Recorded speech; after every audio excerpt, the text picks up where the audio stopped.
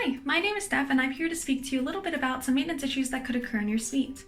In general, all maintenance issues should be reported to the maintenance team through the front desk as soon as they are noticed to prevent the problem from getting any worse. So if you have a broken lamp or a loose screw in your furniture or a leaky faucet or any other issue that you notice in your suite, please report that to the front desk immediately. Depending on the severity of the issue, the maintenance team member will arrive immediately to respond to the situation or within the next business day. If your sink or toilet is overflowing, there are a few things that you can do in the interim to prevent the problem from getting any worse. You can cut off the water flow underneath the sink using this valve for the sink and using this valve right down there for the toilet. Each suite is also equipped with a plunger for you to use if your toilet is clogged. This black one right there. Okay.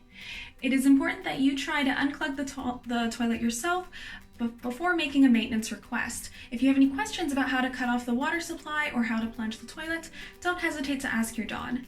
Remember that issues should be reported promptly to make sure that the situation is resolved effectively and immediately to prevent any further damage from happening.